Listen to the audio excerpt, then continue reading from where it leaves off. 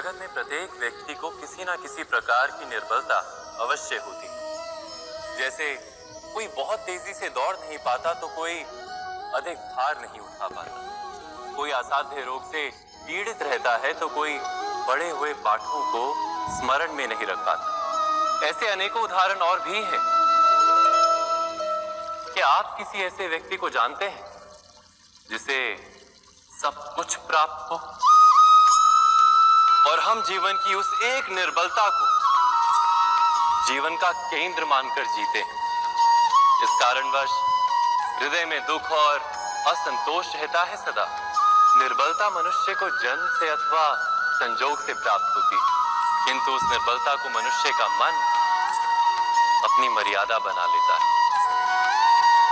किंतु कुछ व्यक्ति ऐसे भी होते हैं जो अपने पुरुषार्थ और श्रम से उस निर्बलता को पराजित कर देते हैं। क्या भेद है उनमें और अन्य लोगों में? क्या आपने कभी विचार किया है? सरल सा उत्तर है इसका। जो व्यक्ति निर्बलता से पराजित नहीं होता, जो पुरुषार्थ करने का साहस रखता है हृदय में, वो निर्बलता को पार कर जाता है। अर्थात निर्बलता अवश्य ईश्वर देता है, किंतु मर्यादा मनुष्य का मन ही निर्मित करता है। स्वयं विचार कीजिए।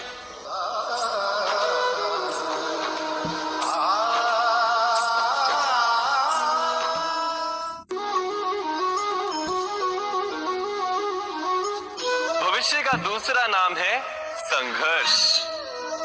हृदय में आज इच्छा होती है और यदि पूर्ण नहीं हो पाती तो हृदय भविष्य की योजना बनाता है।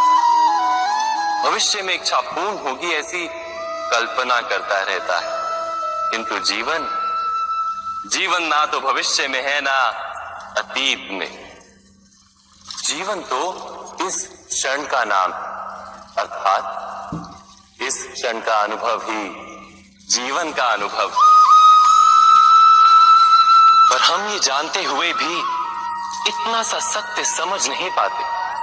या तो हम बीते हुए समय के स्मरणों को घेर कर बैठे रहते हैं, या फिर आने वाले समय के लिए हम योजनाएं बनाते रहते हैं और जीवन जीवन बीत जाता है। एक सत्य यदि हम हृदय में उतार लें कि ना हम भविष्य देख सकते हैं, ना ही भविष्य निर्मित कर सकते हैं, हम तो केवल धैर्य और साहस के साथ भविष्य को आलिंगन दे सकते हैं, स्वागत कर सकते हैं भविष्य का। तो क्या जीवन का हर पल जीवन से नहीं भर जाएगा? स्वयं विचार कीजिए।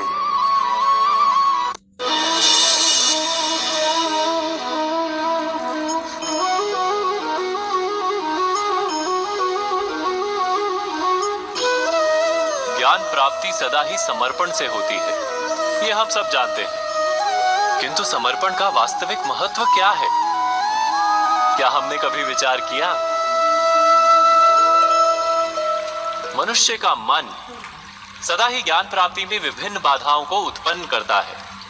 कभी किसी अन्य विद्यार्थी से ईर्ष्या हो जाती है, कभी पढ़ाए हुए पाठों पर संदेह जन्मता है, और कभी गुरु द्वारा दिया गया दंड मन को अहंकार से भर देता है।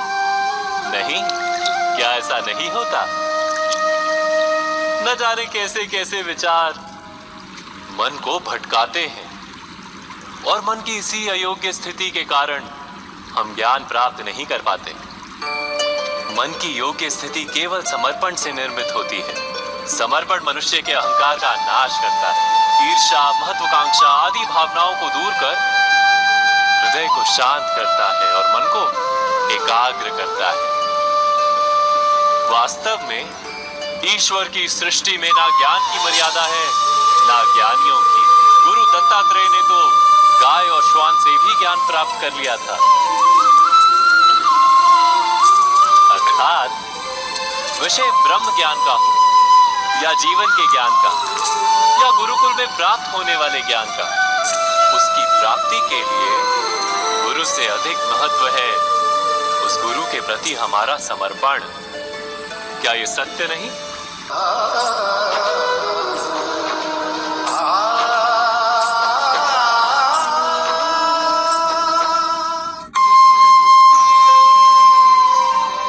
प्रत्येक मनुष्य के जीवन में ऐसा क्षण अवश्य आता है जब सारे स्वप्न, सारी आशाएं, सारे दृश्य ध्वस्त हो जाते हैं। जीवन के सारे आयोजन ही बिखर जाते हैं।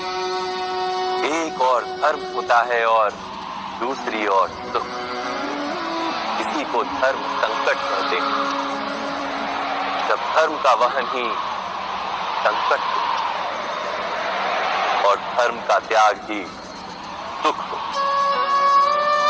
विचार कीजिए, कभी किसी स्वजन के विरुद्ध सत्य बोलने का अवसर प्राप्त हो जाता है, कभी ठीक दरिद्रता के समय सरलता से चोरी करने का मार्ग प्राप्त हो जाता है, कभी किसी शक्तिशाली राजनेता या राजा के कर्मचारी का अधर्म प्रकट हो जाता है। सबके जीवन में ऐसी घटना बनती ही रहती है। RAG, AI agents, agentic AI, most people think they are the same thing. That's why Scalar is hosting a free masterclass to break this down simply. In this अधिकतर लोग ऐसे किसी क्षण को धर्म संकट के रूप में जान ही नहीं पाते। हमें किसी प्रकार के संघर्ष का अनुभव ही नहीं होता। सहजता से सुख की ओर खींचे चले जाते हैं, जैसे मक्खी गुड़ की ओर खींची चली जाती। वास्तव में धर्म संकट का क्षण ईश्वर के निकट जाने का क्षण होता है। यदि हम संघर्षों से भयभीत ना, सुख की ओर आकर्षित ना, अपने धर्म पर दृढ़ रहे, तो ईश्वर का साक्षात्कार दूर नहीं।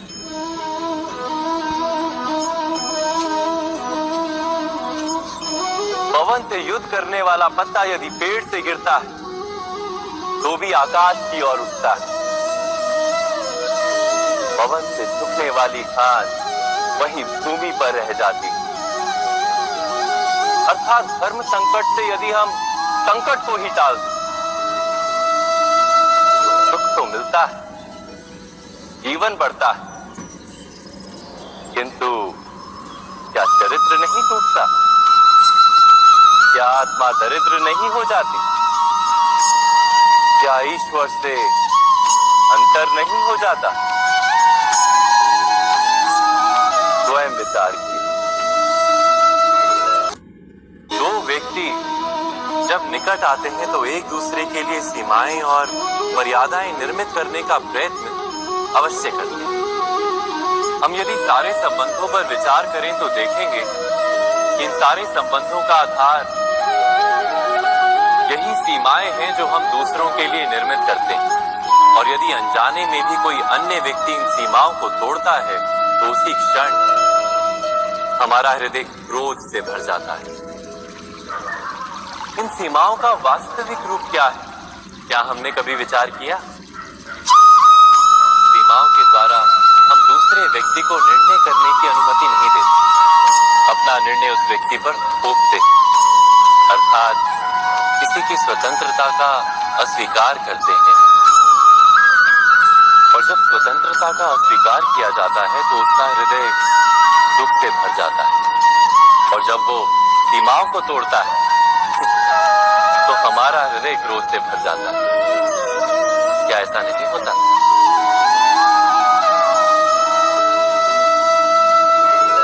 पर यदि एक दूसरे की स्वतंत्रता का सम्मान किया जाए तो किसी मर्यादाओं या सीमाओं की आवश्यकता ही नहीं होती। अर्थात जिस प्रकार स्वीकार किसी संबंध का देह है, क्या वैसे ही स्वतंत्रता किसी संबंध की आत्मा नहीं? स्वयं विचार की। सबके जीवन में ऐसा प्रसंग अवश्य आता है कि सत्य कहने का निश्चय होता है हृदय में, किंतु मुख से सत्य निकल नहीं पाता।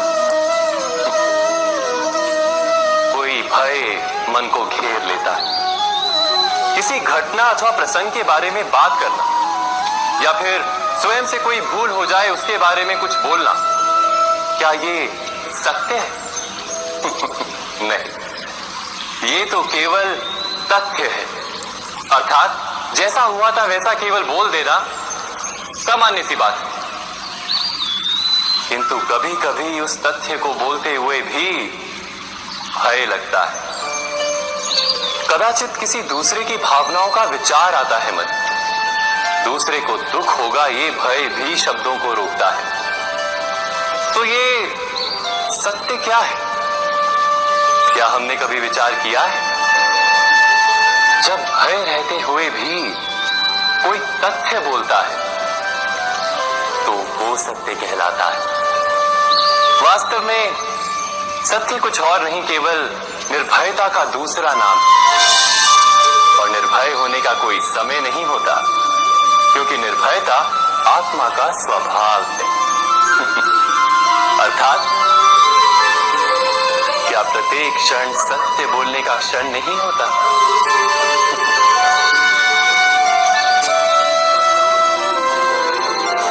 स्वयं विचार कीजिए।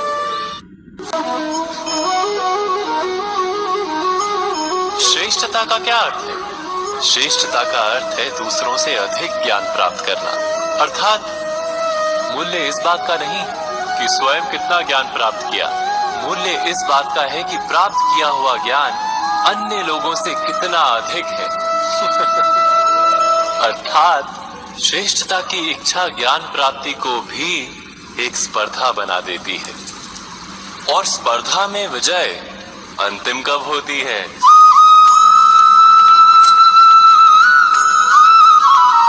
कुछ समय के लिए तो श्रेष्ठ बना जा सकता है, किंतु सदा के लिए कोई श्रेष्ठ नहीं रह पाता। फिर वही असंतोष, पीड़ा और संघर्ष जन्म लेता है। किंतु श्रेष्ठ बनने के बदले यदि उत्तम बनने का प्रयत्न करें तो क्या होगा?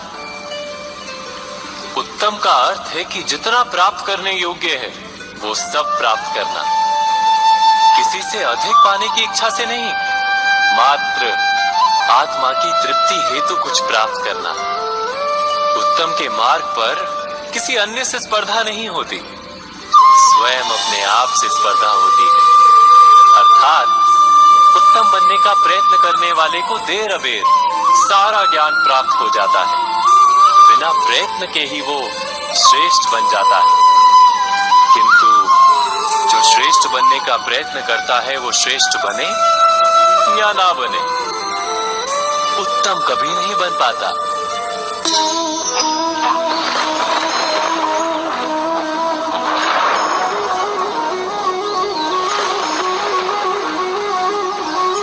सपनों और पूर्वाभासों के आधार पर हम भविष्य के सुख दुख की कल्पना करते हैं।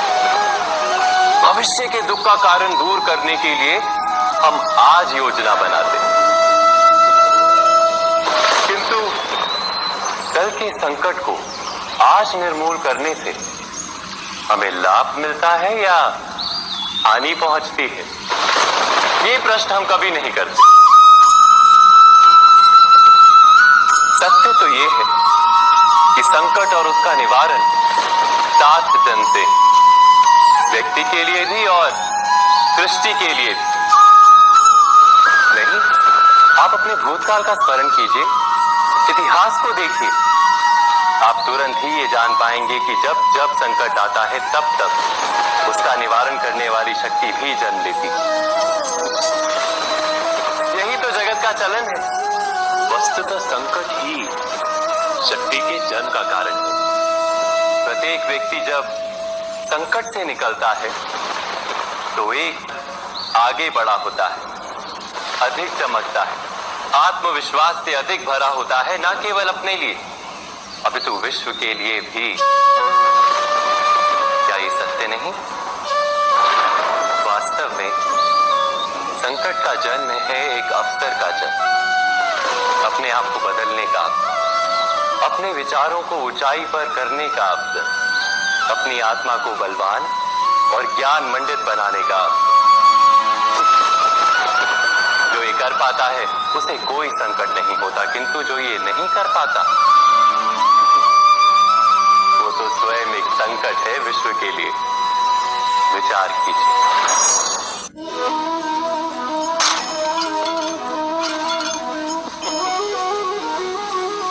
कभी कभी कोई घटना मनुष्य के जीवन की सारी योजनाओं को तोड़ देती और मनुष्य उस आघात को अपने जीवन का केंद्र मान लेता।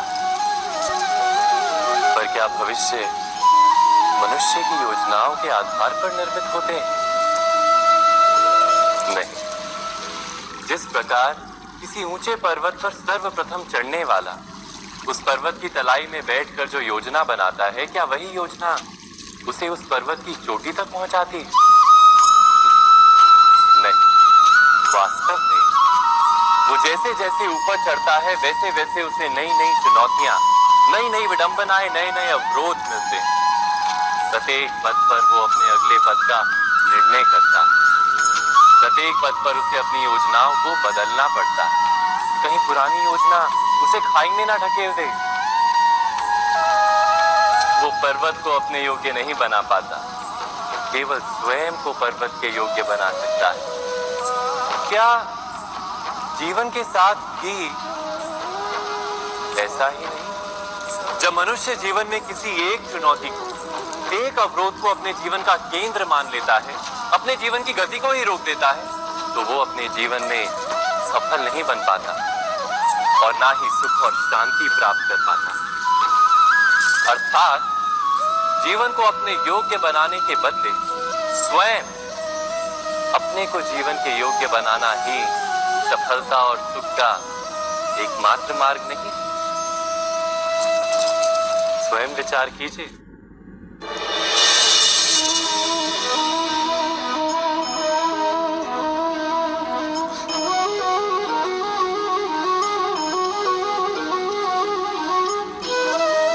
जीवन का हर क्षण निर्णय का क्षण होता है।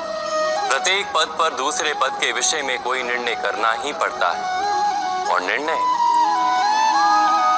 अपना प्रभाव छोड़ जाता है।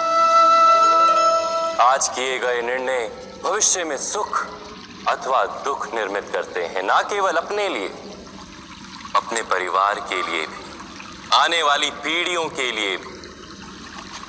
जब कोई दुविधा सामने आती है तो मन व्याकुल हो जाता है, अनिश्चय से भर जाता है। निर्णय का वो क्षण युद्ध बन जाता है और मन बन जाता है युद्ध भूमि। अधिकतर निर्णय हम दुविधा का उपाय करने के लिए नहीं, केवल मन को शांत करने के लिए लेते हैं। पर क्या कोई दौड़ते हुए भोजन कर सकता है? नहीं। तो क्या युद्ध से जूझता हुआ मन कोई योग्य निर्णय ले पाएगा? वास्तव में शांत मन से जब कोई निर्णय करता है तो अपने लिए सुखद भविष्य बनाता है। किंतु अपने मन को शांत करने के लिए जब कोई निर्णय करता है तो वो व्यक्ति भविष्य में अपने लिए कांटों भरा वृक्ष लगाता है। स्वयं विचार कीजिएगा।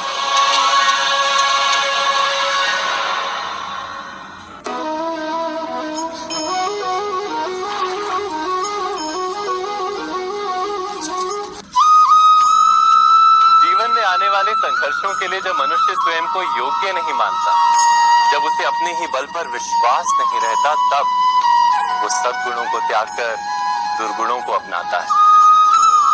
वस्तुतः मनुष्य के जीवन में दुर्जनता जन्म ही तब लेती है जब उसके अंतर में आत्मविश्वास नहीं होता। आत्मविश्वास ही अच्छाई को धारण करता है। ये आत्मविश्वास है क्या?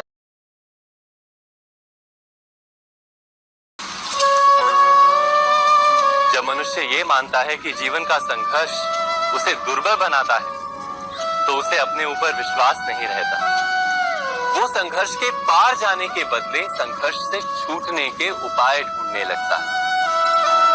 किंतु जब वो ये समझता है कि ये संघर्ष उसे अधिक शक्तिशाली बनाते हैं, ठीक जैसे व्यायाम करने से देह की शक्ति बढ़ती, तो प्रत्येक संघर्ष के साथ उसका उत्साह बढ़ता है।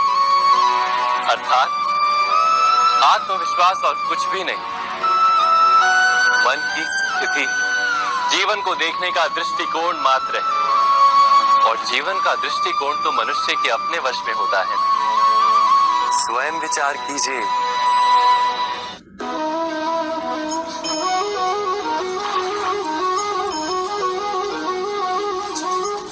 सदा ही अपने संतान के सुख की कामना करते हैं, उनके भविष्य की चिंता करते रहते हैं। इसी कारणवश सदा ही अपने संतानों के भविष्य का मार्ग स्वयं निश्चित करने का प्रयत्न करते रहते हैं। जिस मार्ग पर पिता स्वयं चला है, जिस मार्ग के कंकर पत्थर को स्वयं देखा है, मार्ग की छाया, मार्ग की धूप को स्वयं जाना है, उसी मार्ग पर उसका पुत्र भी चले, यही इच्छा रहती है हर पिता की। निस्संदेह उत्तम भावना है ये, किंतु 3 प्रश्नों के ऊपर विचार करना हम भूल ही जाते हैं। कौन से प्रश्न? प्रथम प्रश्न, क्या समय के साथ प्रत्येक मार्ग बदल नहीं जाते? क्या समय सदा ही नई चुनौतियों को लेकर नहीं आता? तो फिर बीते हुए समय के अनुभव नई पीढ़ी को किस प्रकार लाभ दे सकते हैं? दूसरा प्रश्न, क्या प्रत्येक संतान अपने माता पिता की छवि होता है? हाँ, संतानों को संस्कार तो अवश्य माता पिता देते हैं, किंतु भीतर की क्षमता तो ईश्वर देते हैं। तो जिस मार्ग पर पिता को सफलता मिली है, विश्वास है कि उसी मार्ग पर उसकी संतानों को भी सफलता और सुख प्राप्त होगा। तीसरा प्रश्न, क्या जीवन के संघर्ष और चुनौतियां लाभकारी नहीं होती? क्या प्रत्येक नया प्रश्न एक नए उत्तर का द्वार नहीं खोलता? तो फिर संतानों को नए नए प्रश्नों, संघर्षों और चुनौतियों से दूर रखना, ये उनके लिए लाभ करना कहलाएगा या हानि पहुंचाना? अर्थात जिस प्रकार संतान के भविष्य का निर्माण करने के बदले उसके चरित्र का निर्माण करना श्रेष्ठ है, वैसे संतानों के जीवन का मार्ग निश्चित करने के बदले उन्हें नए संघर्षों के साथ जूझने के लिए मनोबल व ज्ञान देना अधिक लाभदायक नहीं होगा? स्वयं विचार कीजिए। मनुष्य की सबसे बड़ी दुर्बलता क्या होती है? सोचिए। धन, प्रेम, अहंकार। मनुष्य की सबसे बड़ी दुर्बलता होती है उसके रहस्य। चाहे आप कितने भी शक्तिशाली क्यों ना हो, कितने भी प्रबल क्यों ना हो, परंतु उसके रहस्य उसके नाश की चाबी होती है। इसलिए यदि प्रबल रहना है, शक्तिशाली रहना है, समर्थ रहना है, तो अपने रहस्य को किसी को भी ना बताएं, ना मित्र को और ना ही शत्रु को, क्योंकि समय पड़ने पर कब कौन शत्रु हो जाए ऐसा कहना संभव नहीं। विभीषण को रावण के अमृत कुंड का ज्ञात था, इसीलिए प्रभु श्री राम रावण का वध करने में सफल हो सके। इसलिए उचित यही है कि आप अपने रहस्य को स्वयं तक ही सीमित रखें। मनुष्य जीवन की परीक्षा में सफल होने के लिए क्या नहीं करता? वो परिश्रम करता है, दौड़ भाग करता है, और ये सब करने के पश्चात भी जब उसका काम नहीं बनता तो वो नकल करता है ना? तनिक लौटिए अपने बचपन में, स्मरण कीजिए अपने बचपन की स्मृतियों का। क्या स्मरण हुआ? विद्यालय में जब आप परीक्षा देने जाते थे तो क्या होता था? आप ना सही, परंतु कोई ना कोई सफलता पाने के लिए नकल करता ही था और उत्तीर्ण भी हो जाता था, है ना?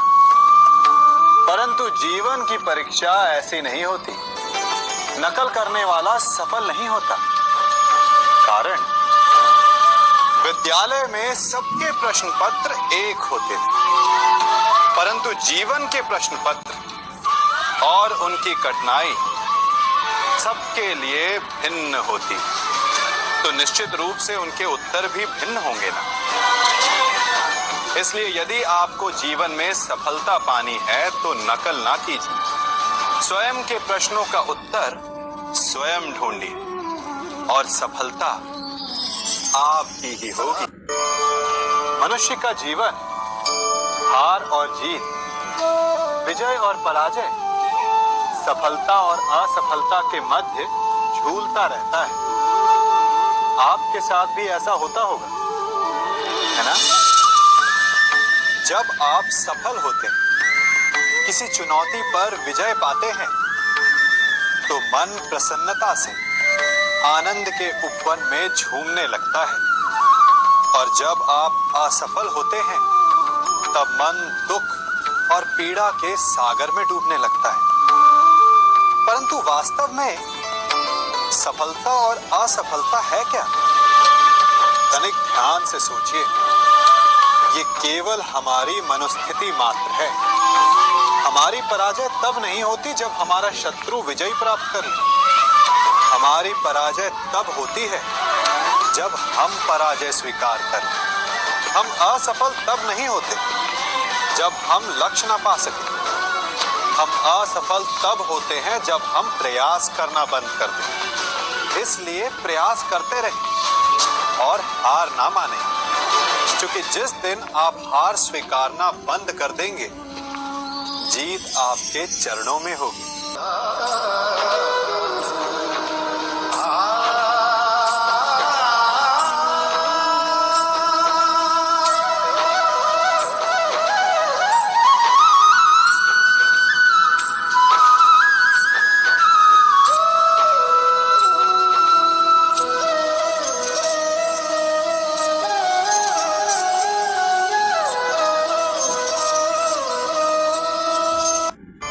आप सबने